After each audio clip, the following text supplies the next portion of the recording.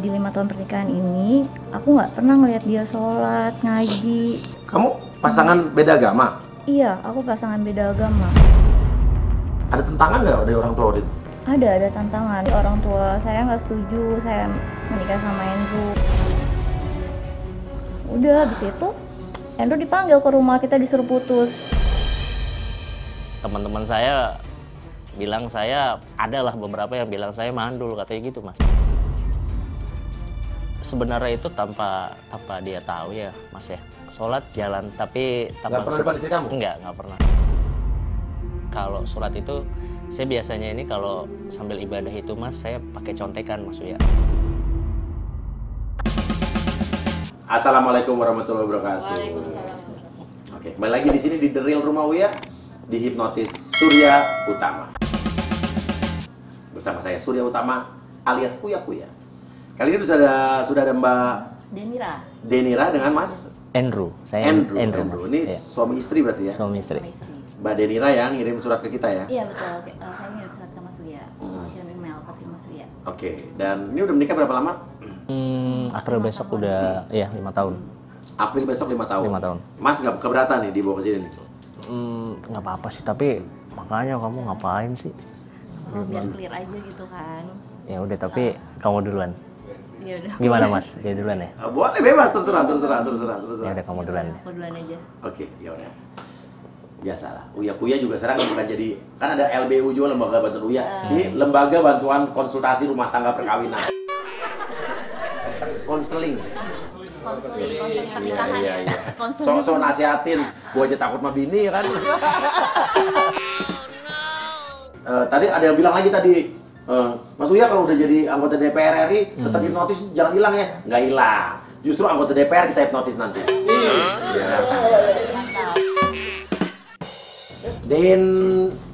Danira sama Andrew ya. Yep. Oke.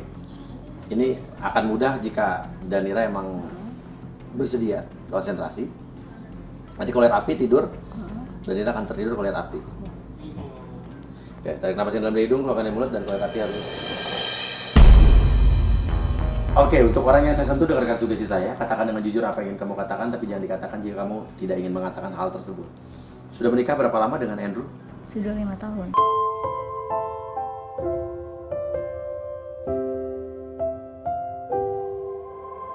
Ada unek-unek apa nih ke Andrew sampai pengen datang ke sini dan pengen ngeluarin unek-unek katanya biar lega? Jadi aku sama Andrew kan nikah udah 5 tahun. Nah, di 5 tahun pernikahan ini, aku nggak pernah ngeliat dia sholat, ngaji. Oke. Lim, kamu nggak pernah lihat di sholat. Emang agamanya Andrew apa? Bukan Islam? Bukan. Loh, kamu pasangan beda agama? Iya, aku pasangan beda agama. Tapi waktu nikah, kita secara Islam. Iya, emang harus karena di negara diatur dalam undang-undang perkawinan, nikah tuh harus diakui dengan satu agama yang sama. Iya, tapi kan setelah nikah, saya nggak bisa memaksa dia untuk pindah agama. Jadi saya kayak nggak akan maksa dia. Jadi ya sesuai keyakinan dia aja. Kamu nggak ngajarin dia sholat atau segala macam nggak? Saya nggak ngajarin. Saya pengennya dia dari hatinya aja tuh, Mas Uya. Oh gitu. Iya. Tapi di KTP Islam kan? Iya, KTP Islam. Ya, karena nikah pun secara Islam. Iya, betul. Oke, dulunya bukan Islam. Bukan. Waktu pacaran juga bukan, beda agama. Bukan, waktu pacaran beda agama kita. Selama perkawinan, jadi setelah menikah, kamu tidak pernah melihat Andrew ini sholat gitu? Iya, betul. Tidak pernah lihat Andrew sholat. Ngomong pun kamu nggak bilang, Mas kamu sholat dong atau apa gitu? Saya nggak mau yang kayak ngatur-ngatur gitu. Jadi ya udah deh, terserah dia aja maunya gimana. Saya mau liatin aja dia sholat atau enggak. Oke. Kamu udah punya anak? Belum punya anak. Nah itu dia yang saya pikirin, Mas Uya. Jadi kalau kita punya anak, saya nggak mau dia tuh bingung ikut saya atau ikut suami saya. Dan apalagi saya punya cerita dari teman saya juga tuh. Iya, anaknya meninggal dan mereka berdua tuh pasangan suami istri yang beda agama juga kayak kita. Nah pada 7 hari setelah meninggal anaknya, dia didatengin mimpi sama anaknya. Dan anaknya kayak kedinginan gitu. Kan jadi serem ya, aku nggak mau anak aku kayak gitu nasibnya. Oke, dimimpin sama anaknya udah meninggal. Iya, dimimpin sama anak yang udah meninggal. Mungkin bingung kali pas ditanya sama malaikat agamaku mau apa gitu. Iya benar, mungkin bingung dia ditanya agama mau apa, jadi bingung kan orang tuanya agamanya beda kayak gini. Oke, gimana? Kamu kenapa belum punya anak? Jadi ya itu dia yang aku takutin, kalau aku punya anak tuh anak aku nggak jelas agamanya apa, itu dia Mas Uya. Udah sempat hamil? Udah sempat hamil, jadi awal-awal tuh aku hamil 3 bulan, terus habis itu keguguran. Terus kamu setelah keguguran? Setelah keguguran belum punya anak lagi, belum dikasih, dan juga aku takut. Yang aku bilang tadi itu aku takut banget anak aku tuh agamanya kemana nih, ikut aku atau suami aku kalau masih kayak gini terus. Dan aku juga sempat trauma sama keguguran itu, jadi buat aku takut buat punya anak. Jadi kamu takut mengalami hal yang sama gitu? Iya, aku takut ngalamin hal yang sama. Waktu pada saat keguguran itu kan trauma banget, jadi kita udah pengen punya anak tadi gitu kan. Apalagi aku sudah siapin nama untuk anak kita, tiba-tiba keguguran kan sedih banget. Kalian pacaran berapa lama sih dulu? Aku pacaran 9 tahun.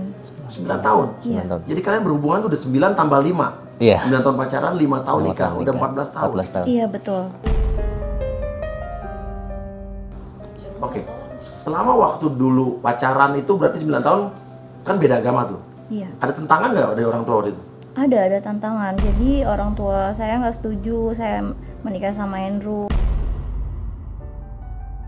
Pertama saya gini sih, salahnya saya bohong sama orang tua saya nggak bilang agamanya Andrew apa. Ya, nah waktu saya wisuda, Andrew kan ikut di mobil orang tua saya. Iya. Dompetnya jatuh. Pas dompetnya jatuh, udah deh, Andrew udah pulang, orang tua saya lagi ngecekin dompet di mobil tuh ada dompet siapa jatuh kan. Ternyata nama terpampang tuh KTP-nya Andrew. Agamanya bukan Islam. Udah habis itu Andrew dipanggil ke rumah, kita disuruh putus. Itu pacaran berapa tahun tuh itu? Itu pacaran 1 tahun. Tapi kok bisa bertahan 9 tahun tuh gimana ceritanya tuh? Jadi selama 9 tahun itu kita pacarannya backstreet. Jadi saya bohong, jadi saya bilangnya kerja, main sama temen, padahal ketemu Andrew. Oke, tapi akhirnya menikah kan akhirnya masih ngomong sama orang tua waktu itu kan? Iya. Itu gimana tuh? Ya itu dia bilang sama orang tuanya, Andrew udah mualaf, jadinya ya udah, jadinya dibolehin sama orang tua. Ngeliat keseriusan Andrew juga. Iya, jadi waktu awal nikah tuh memang kan Andrew mualaf. Secara kita nikah secara Islam, tapi saya belum melihat tuh dia pernah sholat atau ngaji, nggak, jadi kayak nggak serius gitu. Jadi saya bingung sampai sekarang tuh, saya sampai detik ini tuh saya bingung sebenarnya dia beneran nggak sih mau agamanya pindah kayak gini gitu kan. Tapi saya nggak bisa maksain juga. Jadi saya ngerasa Andrew masih dengan keyakinan lamanya. Jadi cuma di KTP aja gitu? Iya, jadi kayak Islam KTP aja gitu. Oke. Nah, kamu sendiri kerja? Iya, saya kerja. Kamu kerja apa? Saya lawyer di kantor perusahaan tower. Oh iya, kamu pengacara? Iya, betul. Oke, kalau Andrew? Kalau Andrew dia analis kredit di sebuah bank. Oh, di bank, di lawyer. Lagi notice lawyer guys. Iya. Ya, jadi lawyer di tempat kita bukan yang bermasalah doang ya, bukan masalah hukum doang, ini masalah rumah tangga. Iya. Tapi ada apa lagi unek-unek lo sama Andrew? Jadi sekarang ini Andrew tuh mulai berubah, dia udah nggak kayak nggak ini loh, nggak romantis lagi kayak dulu. Waktu pacaran, giliran saya kemana-mana dianter-anterin. Kalau sekarang pas nikah, ya ampun, boro-boro ke Alfa aja nggak dianterin, disuruh jalan sendiri. Ke Alfa nggak dianterin? Iya. Mungkin ke Indomaret kali dianterin. Ya mungkin Andrew lebih fanatik Indomaret. Istrinya Alfamart. Alfamart. Iklan, dua-duanya iklan deh. Itu nggak dibayar, kita percuma. Jadi waktu itu dia tuh romantis banget, Iya. sampai dia ngelamar aku aja, sampai ngajak ke Bali di Lovina Beach. Nah itu disaksin sama lumba-lumba lagi lompat-lompat. Oh, di Lovina Beach, jadi di ngelamar ambil ada lumba-lumbanya? Iya. Terus sampai sekarang udah pas kawin? Dia nggak sama sekali nggak Boro-boro, nggak lumba-lumba deh, pokoknya dicuekin aja gitu. Saya jatuh aja didiemin. Kamu ada panggilan saya nggak sih antar kalian berdua nih? 14 tahun berhubungan, pacaran 9 tahun, 5 tahun nikah tuh ada panggilan saya nggak? Ada. Apa? Saya Nyinyi, Andrew Nyunyu. Nying. Ini. Oh, iya. Saya dengar Nying. Iya, iya. Jadi kamu Andrew manggil kamu Nyinyi. Ini. Iya. Kamu manggil Andrew Nyunyu. Iya betul. Oh gitu. Iya. Itu panggilan dari kapan tuh? Itu dari awal kita pacaran. Oh, jadi waktu ngelamar juga pakai Nyinyi Nyunyu. Iya betul. Coba gimana dulu tuh? Jadi waktu ngelamar itu dia bilang, Nyinyi kamu mau nggak nikah sama Nyunyu? Nah itu dia tuh. Di situ disaksin lumba-lumba juga. Terus ya udah deh. Jadilah aku terima. Si Nyunyu. Iya si Nyunyu buat jadi suami aku. Iya suami. Iya, Nyinyi. disaksikan lumba-lumba. Iya disaksikan lumba-lumba. Oke, iya. Oke, dia berubah sekarang. Tapi apa yang membuat kamu sekarang tetap bertahan dalam? Sekarang kamu bingung nih. Secara keyakinan dia nggak pernah sholat. Terus dia juga berubah nggak romantis lagi. Nah sekarang apa yang akan kamu lakukan? Atau kamu apa rencana ini apa nih? Ya jadi saya sih ya udah nunggu dia aja sadar kalau misalkan dia mau, maksudnya dengan keyakinan dia yang sekarang, maksudnya mualaf gitu, saya pengen dia sadar, saya diamin aja dulu karena kan kita pacaran udah lama tuh Mas Uya, jadi ya udah saya mempertahankan itu. Sayang banget, maksudnya sayang banget kan kita udah kenal lama, jadi ya udah saya mempertahankan itu aja. Oke. Dan kamu pengennya, kamu juga nggak memaksa Andrew untuk mendalami agama Islam ini karena kamu gitu ya? Iya betul, saya nggak mau Andrew tuh pindah agama cuma karena saya pengen Andrew tuh pindah agama tuh ya atas kemauan diri dia sendiri. Tapi di hati kecil kamu yang paling dalam tuh kamu ada nggak sih pengen juga nih ngajarin dia ngaji atau ngajarin juru dia sholat tuh ada juga nggak sih? Sebenarnya pengen banget ngajarin dia ngaji, ngajarin dia sholat, tapi kan kalau belum dari hatinya dia susah juga kan. Oke. Dan kamu pengen pasti punya anak dari Nyinyi ya? Nyunyu. Nyunyu. Iya. Iya, aku pengen punya anak dari Nyunyu. Tadi saya dengarnya nying soalnya. Nyinyi apa sih? Oh, gua nggak tahu Nyinyi tikus ya? Oh iya. Oke, sekarang utarakan perasaan kamu sama Nyunyu. Nyunyu, aku sayang banget sama Nyunyu. Nyunyu jangan berubah dong, kayak Nyunyu yang dulu, yang perhatian dan romantis sama aku. Aku nggak akan maksain kok kamu untuk pindah agama. Cuma aku pengen kamu tuh dari keyakinan kamu sendiri, dari hati kamu sendiri aja, kamu mau mualaf.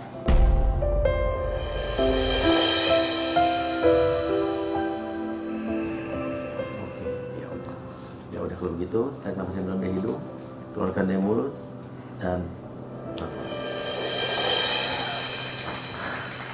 Nyinyi.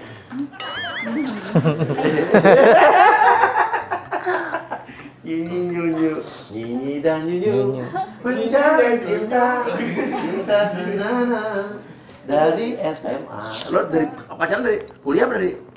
Dari Ya, masih kuliah. Saya udah kerja waktu itu. Kamu kuliah di mana? di Al-Azhar. Di Universitas Al-Azhar. Iya betul. Jurusan hukum kan? Kok tahu? Ya kan saya rektor ya dulu.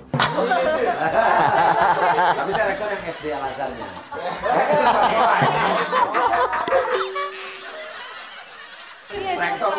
Rektor Surya Utama. Godeamus ijitu, Juvenestum sumus. Iya. Siapa tuh yang kata lagu itu dulu? Gua. Makanya kuliah. Dalam banget. Lo kan kuliah di situ tuh Yakuya Manajemen ya? Oke, Andrew, are you ready for hypnotize? Hypnotize. Tentu, Okay. tentu. Of Mas. course, yes. Of course. Oke. For sure. Oke. For sure. Duduk di sini. Oke. Lagu baper ini untukmu. Setiap kali kau muncul di ingatanku, ku nyanyikan lagu ini hanya untukmu. Ku ciptakan lagu ini untuk kamu. Lagu baper ini untukmu. Oke, Andrew. Ya, tarik napasnya dalam dari hidung. Keluarkan dari mulut dan keluar api halus.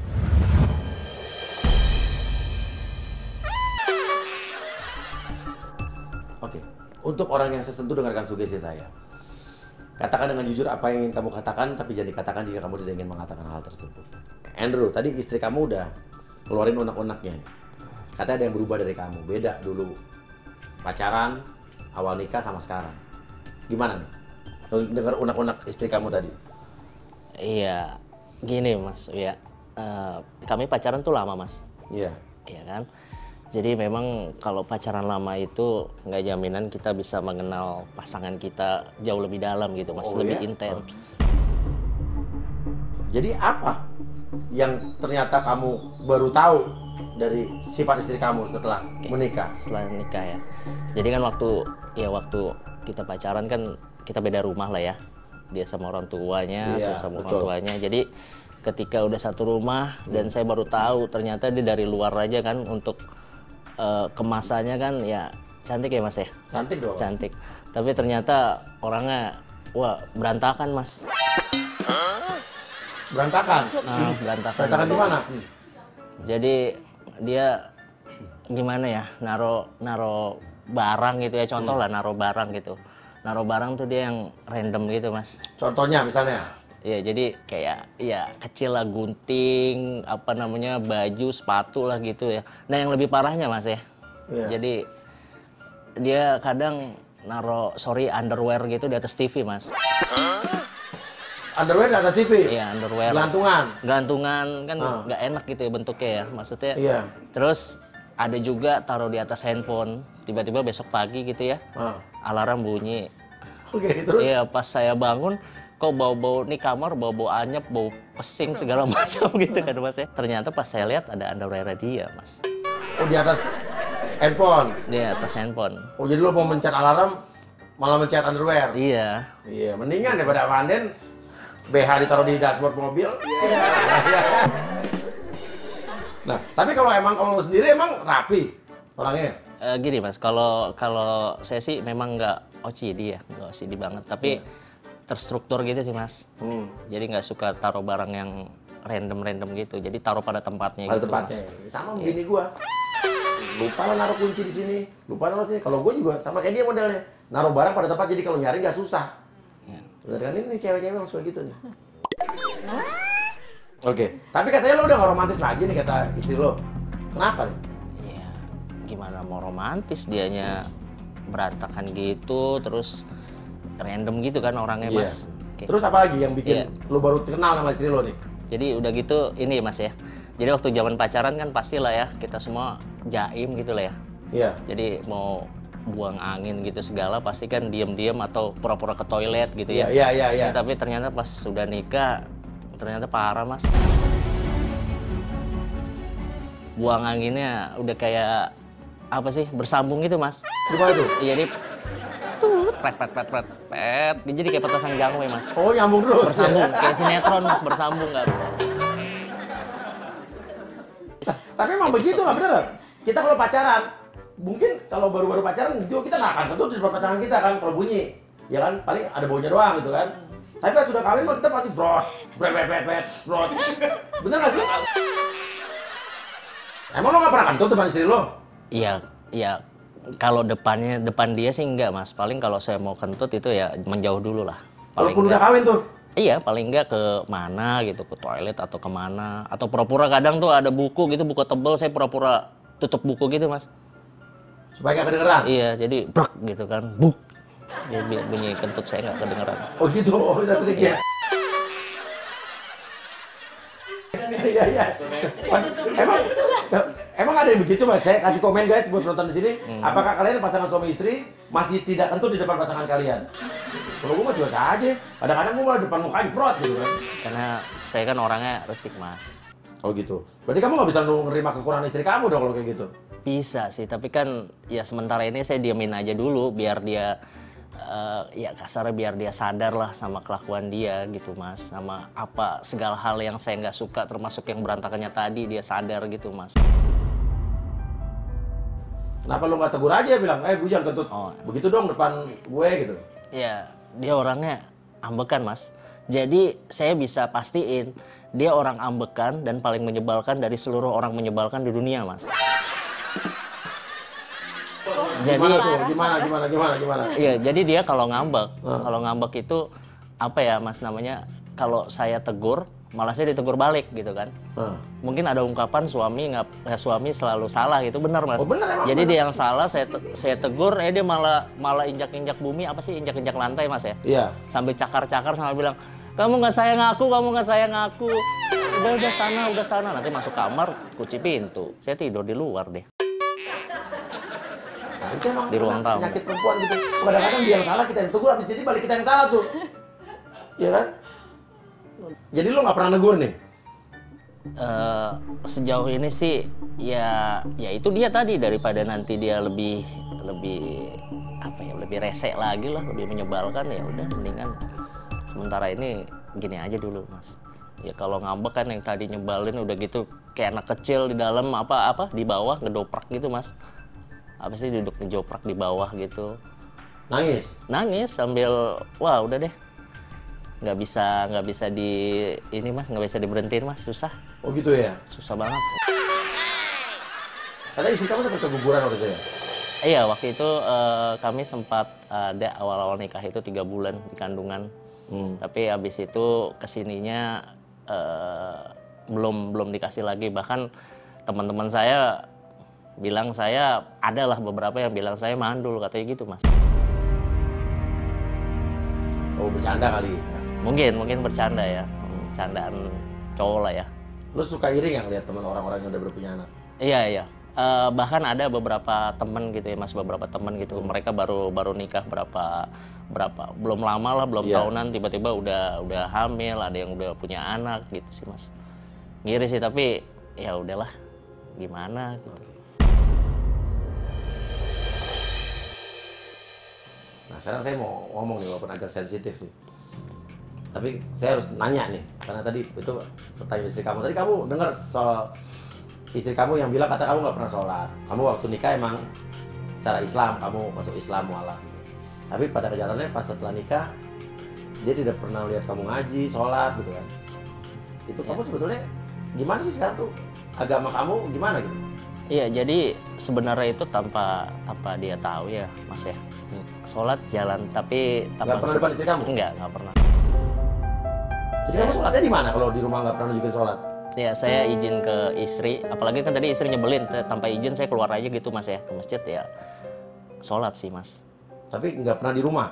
Nggak pernah di rumah. Kalau di rumah iya jalan ibadah, tapi kalau dia lagi nggak di rumah mas. Aneh nih. Tapi saya ngerti sih, mungkin kamu mungkin nggak mau di mata istri kamu sholat tuh karena terpaksa gitu kali ya? Iya, takutnya ya karena status yang ini gitu loh mas. Kamu nggak tahu nih suami kamu udah? Nggak tahu. Selama ini kan dia emang nggak pernah sholat kayak gitu depan saya, jadi saya nggak tahu deh dia udah bisa sholat. Kamu pacaran Dari tahun 2009.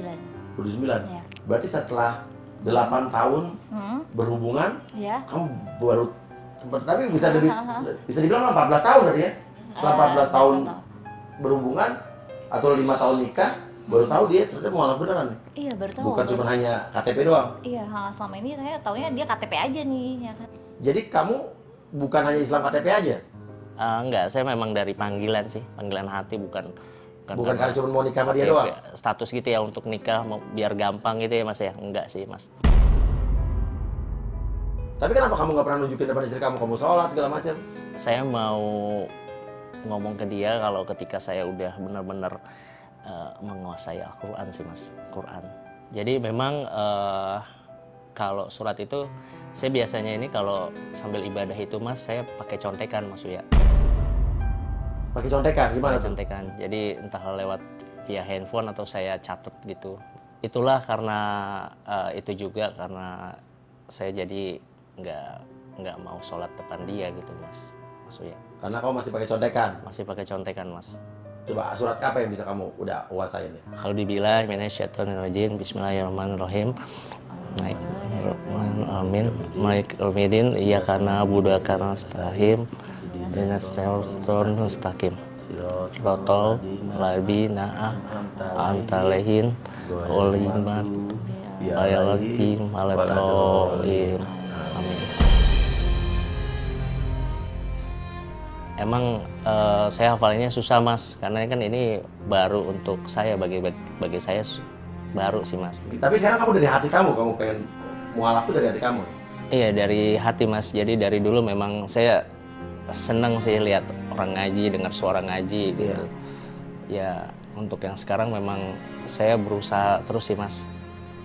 Berusaha terus? Berusaha terus supaya bisa, paling enggak bisa pengucapannya, lafalnya, dan nanti kedepannya menyusul saya bisa baca tulisan Arab Mas. Benar-benar. Oke, sejak kapan lo udah bener-bener Islam tapi secara dari hati kamu? Iya. Pengen belajar? Jadi sekitar 6 bulanan yang lalu Mas, udah 6 bulan ini sih Mas. Kamu belajar? Iya, saya belajar. Belajar sama siapa? Apa sendiri Pak? Sama orang? Awalnya sih memang waktu pas saya malam itu belajar sama guru agama saya Mas di sebuah masjid ada di daerah Menteng. Kesini-sini saya belajar sendiri sih lewat ini aja sih, lewat buka-buka internet. Oke. Dan kamu pengen surprise sama istri kamu saat udah nanti bener-bener bisa nih? Iya, saya mau kasih surprise ke dia sih Mas. Jadi kamu nih bener-bener hati kamu pun sekarang Islam berarti ya? Iya, insya Allah saya Islam Mas.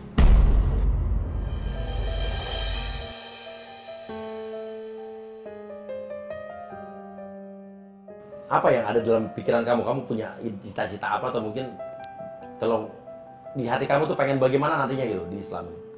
Iya Mas, saya mau jadi imam untuk istri saya ketika sholat juga Mas, bukan di keluarga aja ya Mas ya. Jadi ketika sholat saya ingin imamin dia, ingin imamin keluarga kecil saya Mas. Kenapa nggak coba? Perlahan ya Mas ya, Mas ya. Lagi pula saya sekarang juga sholat kan masih pakai contekan. Gak apa-apa, gak apa-apa, menurut saya gak apa-apa. Daripada tidak sama sekali ya kan? Ya kan? Dan sekarang apa yang ingin kamu ungkapkan sama istri kamu? Istri kamu ada di depan. Iya. Nyi, kamu tahu kan, aku tuh sayang banget sama kamu. Jadi kamu berubah, sifat menyebalkannya, sifat annoyingnya segala macam, sembarangnya itu, biar aku juga fokus ke belajar agama dan niat untuk jadi imam buat kamu dan kita diberikan anak oleh Allah. Amin.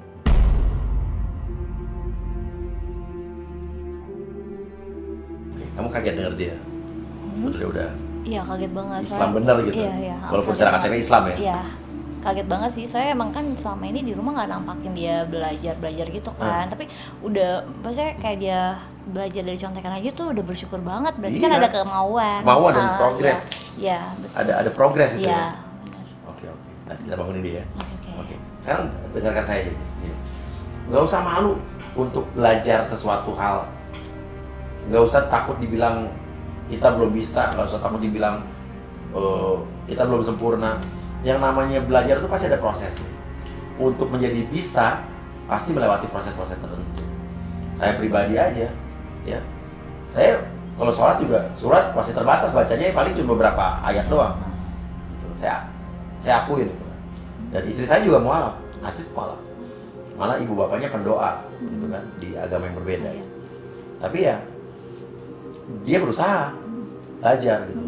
Dan yang mengingatkan saya ke Astrid juga saya gitu. Begitu pula saya juga kalau kadang-kadang suka malas bangun subuh, Astrid yang ngingetin, begitu pula sebaliknya. Nah, ini juga menurut saya, kamu gak usah malu untuk ngomong sama istri kamu, minta ajarin istri kamu. Karena biar bagaimanapun, istri kamu adalah orang yang paling tepat untuk kamu tanya-tanya, untuk belajar, untuk ngomong. Dan gak perlu malu sama istri sendiri. Intinya gitu aja. Tetaplah belajar, dan insya Allah gak usah makan waktu lama. Mungkin berapa bulan lagi kamu udah bisa tanpa contekan lagi. Ya, mungkin ayat-ayat yang singkat-singkat aja setelah Al-Fatihah bisa pakai apa Anas, terus Qul huwallahu ahad, Allahus samad, lam yalid walam yulad walam yakul lahu kufuwan ahad. Itu yang paling sering malah saya baca, saat paling pendek soalnya. Ya, oke. Itu aja sih. Nanti pelan-pelan mulai yang panjang. Oke. Kalau begitu, tarik napas yang dalam dari hidung, keluarkan dari mulut dan keluar. Kamu udah sholat sekarang? Sama udah belajar sedikit-sedikit bacaan surat pendek?